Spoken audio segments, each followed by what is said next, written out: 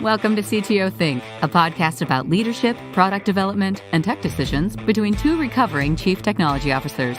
Here are your hosts, Don Vandemark and Randy Burgess. Hey, Don, how's it going?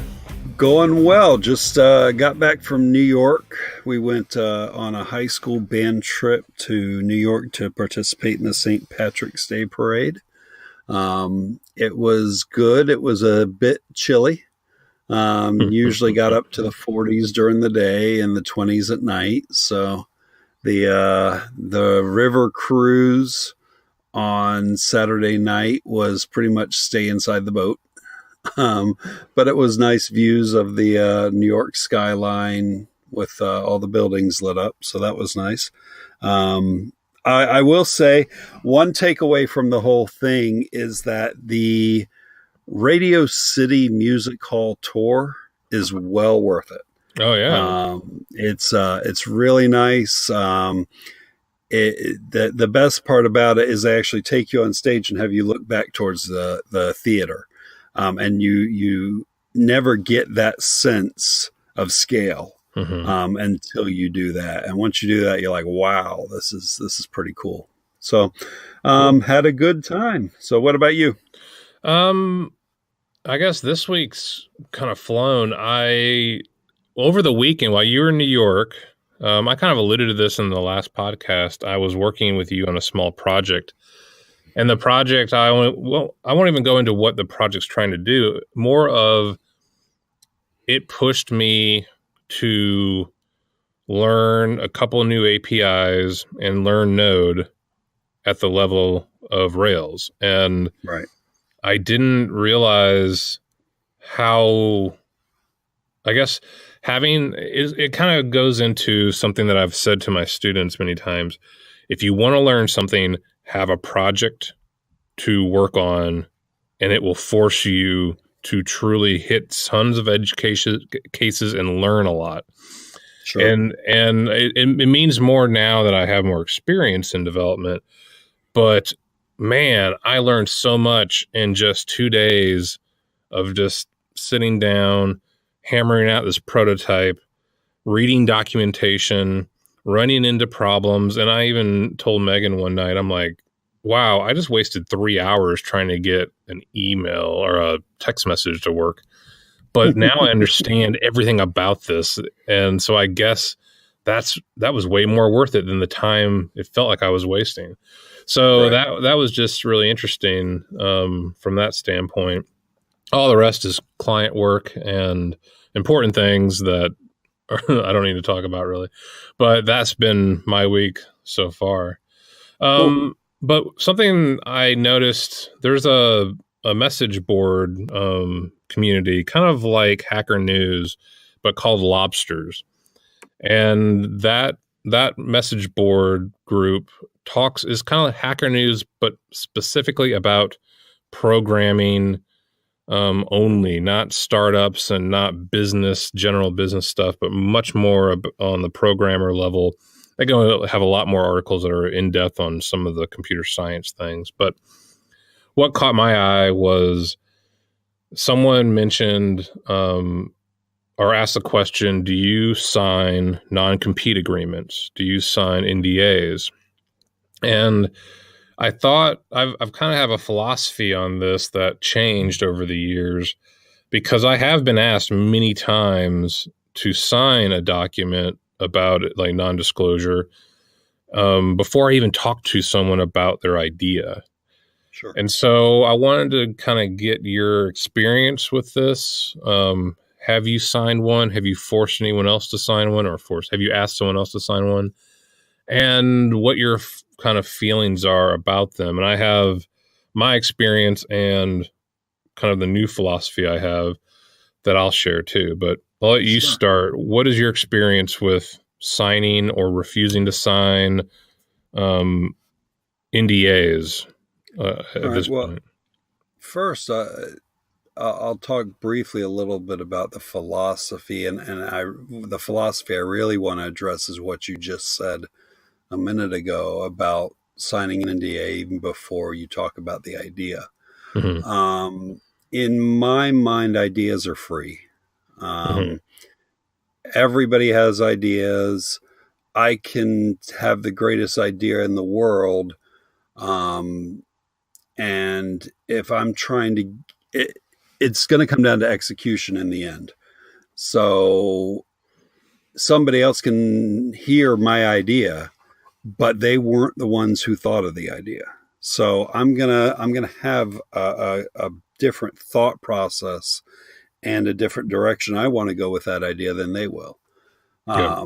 So as far as discussion of ideas, I'm not I don't. Maybe there are cases, but it's hard for me to think of a case where an NDA makes sense. Now, all Yeah. that said, for Aspire EDU, we do have our programmers sign non-competes, non-disclosures, non-competes for a certain period of time within the education analytics space. And the reason behind that is the algorithm we use within our system to drive the risk scores is our algorithm. And that's protected property. Having the idea of having an algorithm, that there are other people who have that. That's not unique. The uniqueness is in the algorithm and what components make up that score. So let me can I interject real quick on that? Yeah. You're talking about a non-compete, but you're also talking about proprietary knowledge.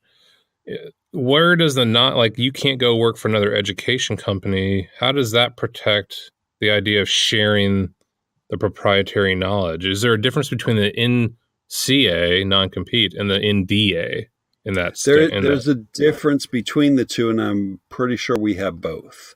Okay. In fact, I'm sure we do. The NDA protects the knowledge. The NCA protects the learnings from using our algorithm. It's hard to enforce. I would bet it's hard to enforce an NDA without an NCA. Just because if somebody goes and works for some other company, there's no way we know if they divulged information or not. That's true regardless. But if there's an NCA in place, at least the opportunity is less. We're not trying to keep people from working. We've reworked that non-compete numerous times, made it less restrictive over time as far as in terms of scope and in terms of time, based on conversations we had with people we were bringing on board. But we do feel that the education analytics space is a small enough space that we can feel comfortable saying, yeah, we're gonna hold you to that for a period of time. Yeah. So have you ever been forced to sign them for someone you worked for, or were trying to work for, or talking to? I'm thinking. So let's go backwards through history. No, I cannot think of anyone that I've worked with. There have been. So when I was at IBM would sign contracts that I was beholden to, but I did not necessarily sign them myself. Does that make sense? Yeah. They would sign contracts with a large entertainment company down in the south of Orlando, whose name I can't repeat because of that contract. Okay. So that's the kind of things I've been held to, but I can't think of an instance where I've signed one myself outside of Aspire EDU. So now, going into your background, you worked in the state of California for Blue Cross Blue Shield. You can say that, right? I can say that, but it's not Blue Cross Blue Shield. It's Blue Shield of California. Blue Cross of California is Anthem. They're two different companies. Okay. There are 20 some odd Blue Cross Blue Shield associations throughout the United States. Well, without getting into the maze of healthcare companies all named Blue Please, something. let's not. the state of California has a much different opinion than Agreed. some of the other states on non-competes. So, like, inevitably, this was in the conversation on lobsters, and it always comes up when I've read people debating this, especially because of the Silicon Valley history with non-competes and NDAs. California doesn't recognize non-competes. It's very hard to enforce them. We saw the Uber Waymo fracas that recently came to a settlement. We saw the non-compete, essentially a lawsuit between the big Silicon Graphics, Apple, Microsoft. All of them were basically accused of monopoly type abuse in the workplace of competition, anti-competitive, I think. And that I believe a settlement came down or a judgment came down, but then I think it's still wrapped up in the courts. But there was proof to some extent that there was collusion between companies to kind of suppress the wages of tech workers. And so California has much tighter rules. And I don't know how those things cross state boundaries. And honestly, we should also say that we aren't attorneys and we don't know if any of these things we're saying on a legal standpoint has weight on a federal or state level. Right. But I guess my biggest question is, did you deal with any of that stuff in California working for an employer there that may be different than what you've seen elsewhere? No, and based on what I've heard and read, these things are all difficult to enforce. But in the end, laws exist, contracts exist in order to help well-behaved people stay well-behaved. Yeah. They're not going to stop the bad behavior people, period. Yeah. So it's more of an expression of intent. That at least is part of the reason you do it. You say, hey, these are important things to us that we'd like you to keep to yourself. Yes, there's some legal language behind it, and if we have to, we'll go fight in a court of law over that legal language. But really, we're just expressing to you that these things are important to us, and you're joining us. We want you to think they're important to you too, and we want you to keep them important. So when all's said and done and we've parted ways, we want you to think, yeah, that was important to me then, that's important to them. Then let me keep that agreement out of good faith. Your bad actors are going to be your bad actors, regardless of contracts, laws, whatever. They're going to break it one way or the other. It's an expression of intent as much as it is an enforceable agreement. Yeah. So that leads to kind of another somewhat of a point that I was going to make. My experience with these things is almost every time I talk to a startup, they first say, let's set up a meeting. By the way, I'm going to send over an NDA for you to sign. And I have never signed the first draft of an NDA I've been provided. And as I got more and more experience and kind of more leverage myself, I was kind of started getting the attitude of, I'm not signing these things. I'm just going to tell the person I don't sign them. But I've changed that approach because I decided to use some empathy and understand where the people sending me these NDAs were coming from, and decided to make it work to maybe more of an advantage. And so here's my little riff on this. Usually a startup founder or someone that sends you an NDA is typically at that level, they're learning about how to run a business, how to take an idea and start to make it reality. They're in the startup game. There's a lot of different people telling them what to do. Those people are telling them, get an NDA, what have you. They haven't matured to the point of your original statement of an idea or a dime a dozen. An idea doesn't mean much. It's really lots of people have the same ideas. The execution is where there's difference. And so someone that hasn't explored much on their idea or the execution thinks that maybe what they came up with is very original. And so there's a fear that if they talk to me, someone that can execute, that I can turn around and take that idea and execute it without them. And that very well may be true, but that's what they're trying to protect. And it's a fear. There's a lack of trust there between you because they don't know you. And so that's where, when it comes to the empathy, is understand that this person isn't necessarily, they're distrusting you because they have no reason to trust you at this point. So that's the motive for receiving the document. Sure.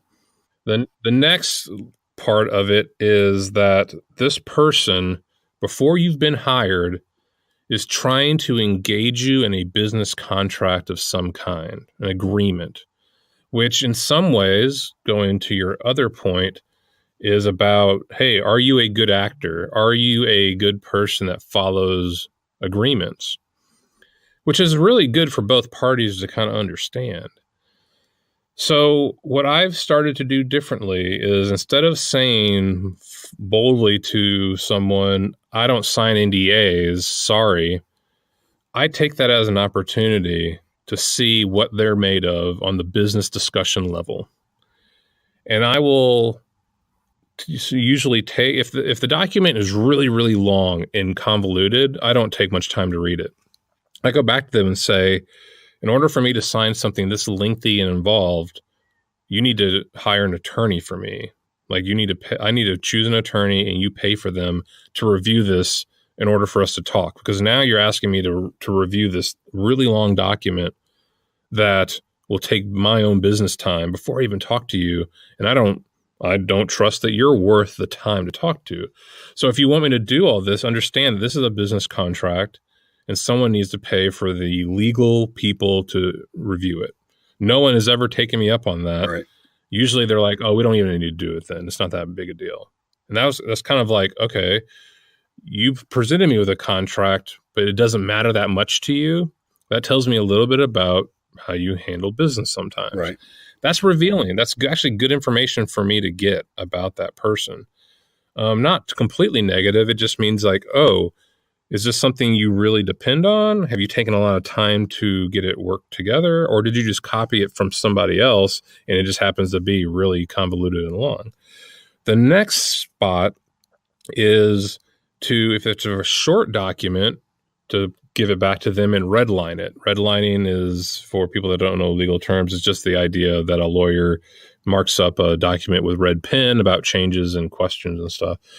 And I will kind of quasi redline a document and say, and teach them, hey, the problem I have with this document and the fact that I do consulting a lot is this, like A, B, and C, these are not unique ideas and you're kind of claiming them as unique, but I either have heard of them before, they're already out there, or I've worked with people or talked to people that have already discussed those things. And that's one thing I bring up.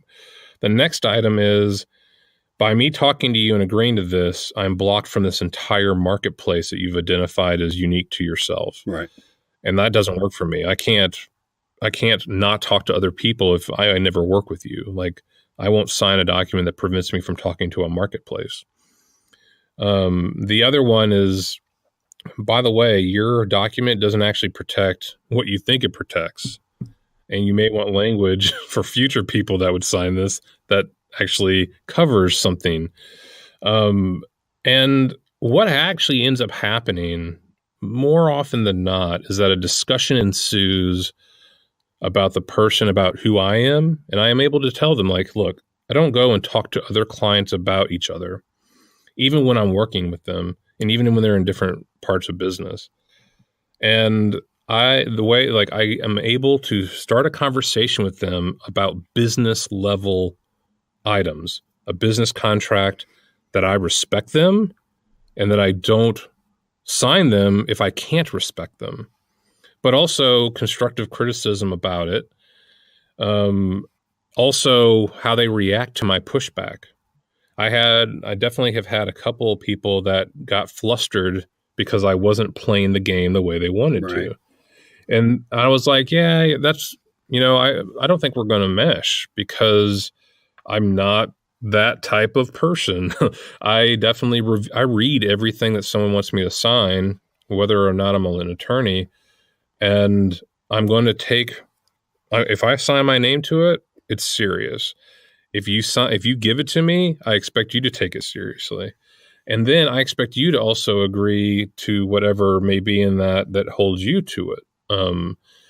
But I also find that people oftentimes the startup person doesn't truly understand the document they asked me to sign. And then we have a conversation where I educate them on what they're asking for and how it relates to developers. And I have gotten business that started from that conversation. I didn't sign the NDA and I ended up working for the people. And I'm not saying that was the only reason. I'm saying that I was able to have a conversation about business trust at a point that usually comes later, because they broached it with the need, the ask for the signing. And I just said, all right, you want to talk about this stuff now? We'll talk about it now. And then it turned into a positive experience. Or I was able to filter out this person as this is not worth my time because they are not taking it seriously, or they think I should just sign whatever they give me, which doesn't work for me in a business agreement at all. So I've changed my tune from using this document that I don't think holds much weight, I think are largely useless and cause more angst than they should, are not highly enforceable based on everything I've read and the fact that you just don't see too many people being kept down with these types of documents, or you don't see it play out in public, at least, where they are enforced strongly. I think it's a great opportunity for people to say, hey, how does working with you at a business level, how does that work? How do you work? And actually use it to the advantage. So that's what I've started to learn about. I guess a little bit about how to utilize this opportunity instead of make it something where people bash heads on. I'm not sure what you think about that, but that's what I've gathered from it. Sure. So that's certainly the mature way to do it. And it gets you away from the I never say sign NDA line. Yeah. Because whenever anybody says never or always to me, I'm a lot when a lot of the time I'll say never is a long time.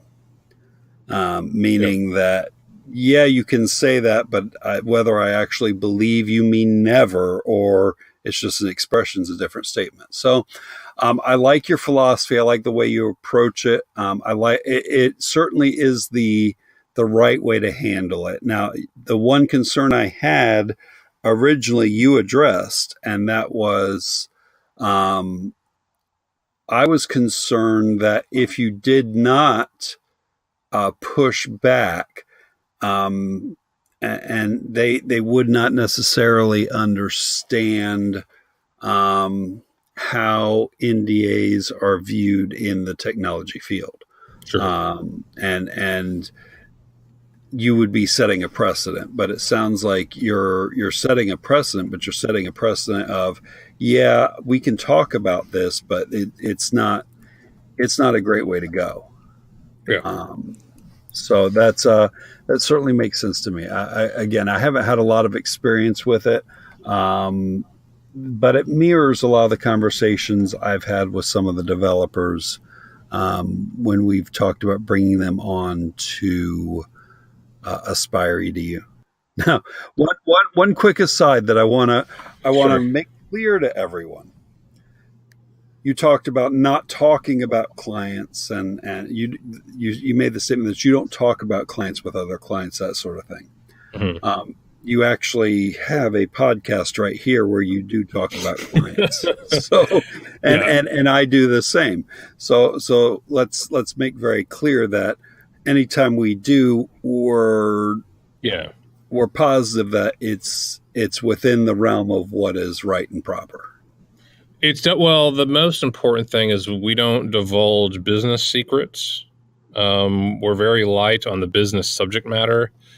So we may use a company as an example or a client example, but let me use one. Let's say I worked for a client that had a unique way of selling potted plants. I don't, but I'm not going to say client A or B has a very great, unique structure for how they handle inventory. It uses this type of database, and they have a crafted algorithm that takes in these inputs and outputs reports that tell them X, Y, and Z. Like, yeah, your point is exactly on the mark. We do discuss our business experience, but we don't divulge unique information about businesses, about clients that is not public knowledge or doesn't give any significant advantage to anybody in that case. So disclaimer over. But it's important for people that work for clients to know the boundaries there. Right. I mean, we're talking about we started talking about contracts, but in general, non-disclosure should be part of your business practice for anyone working anywhere. The information that you get from working with a client is extremely, extremely important to them, that it's held as a private matter and not shared with other people, even in routine conversations with significant others, perhaps. Right. And sometimes like at the government level, there's different levels of secrecy. But at in the bigger corporate levels, if you move up the ladder, you're signing those documents as a matter of, like, the stuff you're going to see is the secret sauce on a business level to $1 billion company, and that can't be divulged. But when you're a developer, or especially technology these days, you know the inner workings of data. I mean, you know some of the intimate business information flows of a company. And despite anything you sign, you should be very careful with what you disclose in any medium, because we live in a world where the instant distribution of what you say is permanent and repeatable and increasingly manipulated, that you have to be very careful about it. And I'll give you an example. I'm going to talk about two clients vaguely, but both of them were in the same general space. At an abstract level, they were in a part of the business world that you could say, oh, they're in this category of e-commerce that is similar. The differences was completely different marketplace, completely different products that were part of these different ventures. And I basically said to each of them, hey, I'm going to talk to this other company. This is what they do at a very abstract level. Do you have a problem with that? Because if the current client did, I wouldn't talk to the new one. Right. And if the new one did, I'm not talking to you at all, because I've already got this client right now. You have to understand that. I ended up actually connecting both clients together to talk about a possible business venture between the two. And so because I had that conversation, again, there was a really great amount of trust between the two that I was not going to be a vehicle for transferring information illegally or outside of boundaries between them. And they were both very comfortable with me talking to them without divulging business secrets. Right. So, and I didn't know how to deal with that. I wanted to talk to both, but I gave priority to the current client, despite I don't have an NDA with them. It was just good business. And then I made sure that the new person understood how I work and everything. So I think it's important for anyone in this field to treat, despite a contract, to treat the business information as, important and privileged between a relationship you have with the company that you work for or that you're working with. And I just don't think a contract needs to be there for you to respect that. No, and this gets back to the conversation of good actors, bad actors. And that applies on both ends.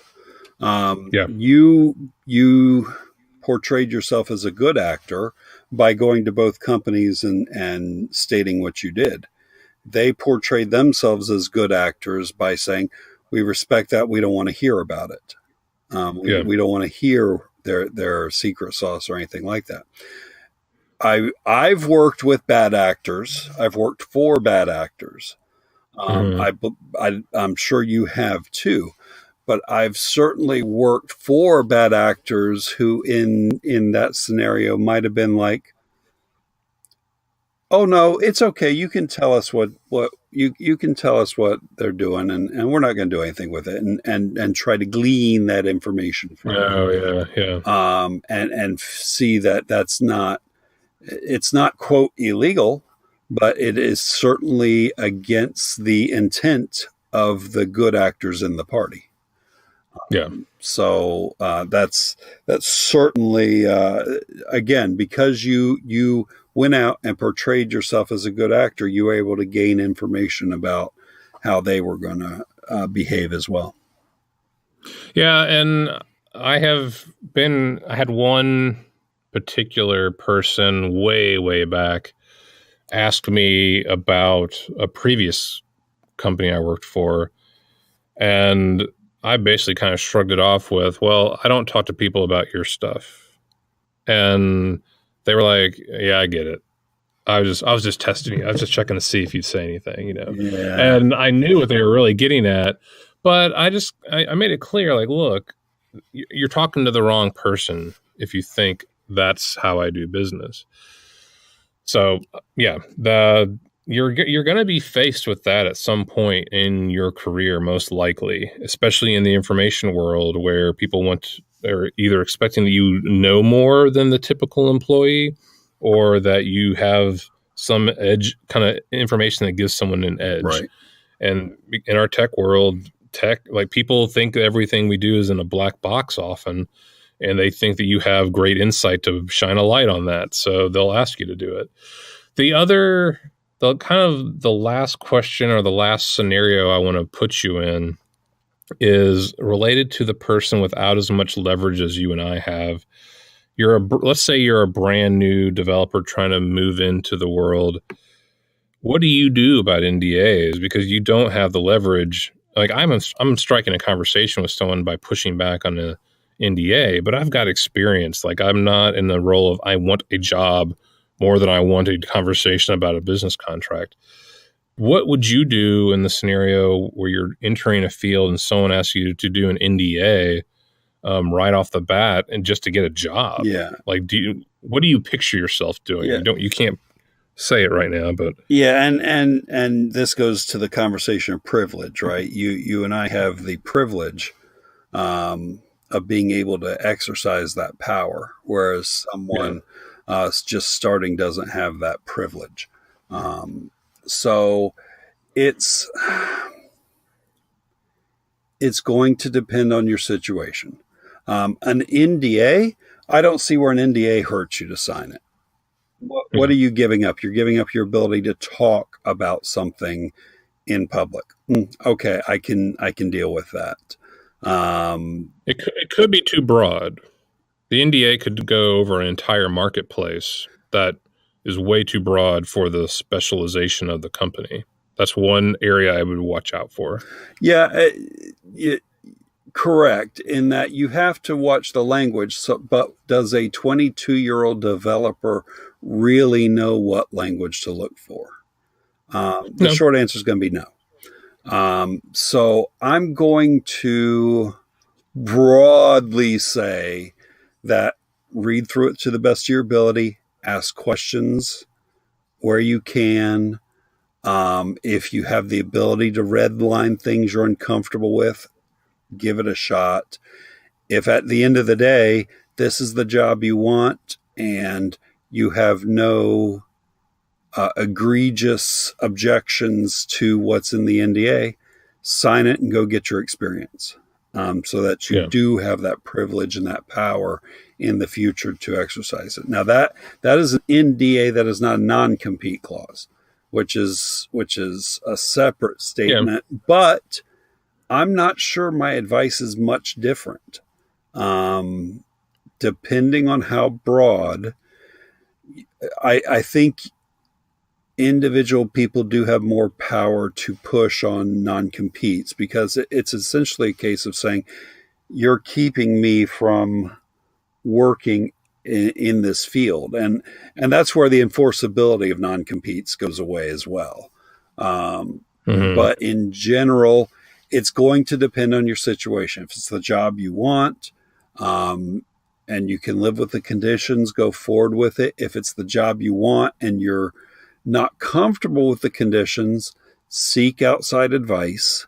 There are lawyers in tech communities. We have a couple of lawyers within the Orlando tech community that hang out with the tech people all the time, that will probably broadly give you quick advice. They're not going to necessarily sit down and read through the whole thing, but they probably will give you advice one way or the other. If you've got a good friend who's a lawyer, then you're in even better shape, because then you can lean on them to read through something to make up for that time you got rid of their virus. So that, in general, as a start at a starting level, you don't have a lot of power. So it's going to be up to you to decide how much you want to give away. In my view, you're giving away next to nothing for a non-disclosure. You are giving away something for a non-compete. Yeah, and that's, I think, I agree with you. You don't have, if you want a job at a place and they're making you sign this or asking you to sign this, everyone's scenarios are different, but I think the things you need to consider in the contract are how broad certain things are. So you definitely, talking to an attorney of some kind is, if you can afford it or if you have the means to it, take advantage of that. The next item for certain is to make sure that you fully understand the scope of what is the area? Like, does this cover the world? Does this cover the United States? Does this cover a city? Does this cover a radius around the business? Like, where does this document restrict you from working? That's very important to have a comprehension of. The next is the business area. Is this in a very general, like if you're working for a startup that's in auto sales, does this cover every vehicle type in the world, or does this cover a specific niche that they are covering for the business? It's very important to understand that. If you grew up in a family that uses automobiles as part of their background, and suddenly you sign a document that says you can't work for anyone in a vehicle space, there's a difference between a vehicle and an automobile, but a court would look at it as a broader category. Those are the two things. The other thing is, do they describe any of the penalties involved? Usually they don't. They leave that up to a court. But if they do, and you agree to it, those penalties are a lot easier to enforce. Right. Those are the things that you should talk to an attorney about. But I think it's very important for you to understand the trade-off. The other is the length of time. How long is this thing enforceable? If it goes beyond, I can't think of many going beyond a year, but people sign documents that say that they are locked out for a specific amount of time, and then a court may enforce that. Are you comfortable with that? Like, what someone should always ask with a contract like this is, what if a court what if I work at this place for a month and everything goes south? And then a court says this document is enforceable. Can I live with that? The answer may be yes, because you need the gig and it's a good opportunity. That's a risk. That's a gamble. But those are the questions that you should ask. And that's what I typically ask myself with any document that where I don't like all the terms. What's the worst that could happen here? And sometimes it's not that bad. But I think the worst thing you can do is to not read it, to sign it. And I would say that even if I need a job badly, if someone gives me an NDA before a meeting and they don't want to give me at least 24 hours to read it before signing, I don't give a crap what That's I fair. need That's at that perfectly point. fair. I ask for a reasonable amount of time to read and then absorb what the terms of this agreement are. I mean, even if I didn't go back to them and say I want to change things, if they don't give you the time to review a contract, then they are not giving you the respect that any employee should have for a job. So I will be that bold of everyone deserves the time to review before they Right. sign. But you have to really consider all these the variables that may be involved in such an agreement before you go forward. And sometimes you just swallow it and say, yeah, I'll sign this. And because the other side is this is a good opportunity, or I need this opportunity. I think you highlighted the one key point to take out of that was the respect they're giving you as an employee. If they're trying to bum rush you through it, then that could be the way you're going to be treated the whole time you're there, and you need to reevaluate if that's really a good position or not. So I guess we can wrap this up. But I guess I want to call out, like, we haven't done this really before, but I think we should. If people out there listening have an opinion on this or have an experience with this, or if they're an attorney, let us know what you think, or if a question you have, and we'll try to find the answer. I mean, we are both here discussing our experiences, but there's a lot more out there. So our email address is hello@ctothink.com. You can also email me, Randy at CTO Think, Don at ctothink.com. And if you have experience with this that is relevant, we'll bring it up in a future episode, because I think this is an area that my students have asked me before, because they are getting a job at a company and they're like, should I sign this? Do you sign these? And I have to have kind of the same conversation we're having now, except that I'm like, hey, I've been in the business world a while, so I don't have to do these like you do.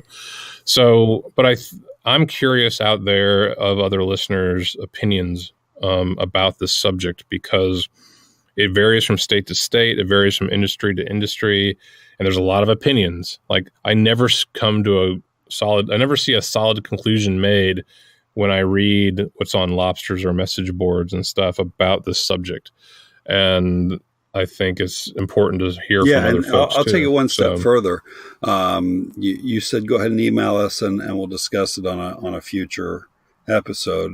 If you want to keep it private, send it to us, and we'll be glad to take a look with the full understanding. We are not lawyers. Nothing we say is legally binding. All you'll get is our opinion. But we certainly, that's part of what we're doing here. We're trying to give our experience back.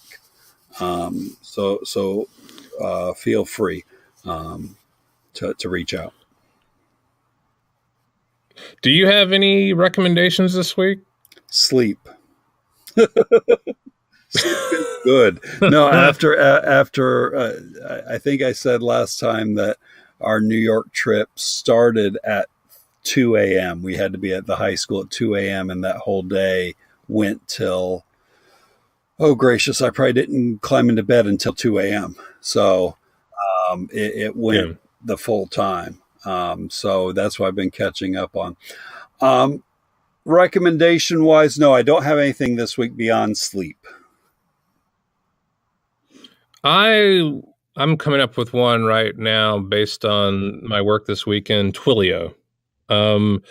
I'm going to recommend them not just because it's a great service for multiple avenues of communication through a terrific API, but the documentation of Twilio is amazing and the example for all APIs out there. I got working with stuff so fast with them.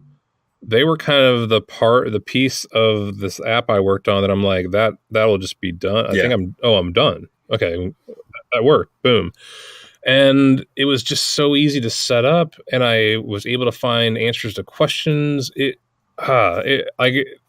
the experience that you always want as a developer.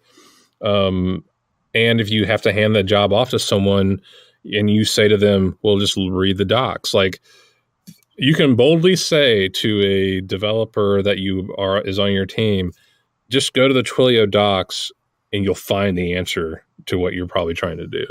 So I've got to give them kudos. They also do a great outreach. A guy named Greg Bouges out in Brooklyn, he used to be in Chicago. I have talked with him a number of times, and they really do a lot of great work in the development community as well. And I just think that Twilio represents the type of company where I don't know who the competitors of theirs are directly, but I don't know that I care to use them unless there's a great monetary reason difference, because working with that API is just easy. And so, yeah, that's my pick for the week is choose them. Yeah, their documentation is really the gold standard. There's another technology. I blew through their documentation, had things working immediately. There's another framework that I won't mention right now, whose people rave about the documentation, and I struggled to dig in. So it's certainly Twilio goes above and beyond as far as the documentation goes. I thought you were going to bring up the service you were digging into last night, but we'll save that for a future episode. Awesome. Yes. Oh, yeah. Yeah. There you go. That's your next episode. We'll talk about that later. All right. Well, so you should now take your own advice and get some sleep. We will call it an episode, and we will talk next week. Sounds good. Thank you, Randy. All right. Later. Thanks for listening to the CTO Think podcast. Show notes and previous episodes can be found on our website at ctothink.com. Reviews on Apple iTunes are always appreciated and help promote the show. Patreon contributions help us to produce episode transcripts, which allow people that are deaf or hard of hearing to access the show. If you have feedback, ideas, or want to be a guest, please email us at hello@ctothink.com. Show music is Dumpster Dive by Mark Wallach, licensed by PremiumBeat.com. Voiceover work by MeganVoices.com. You'll hear from us next week.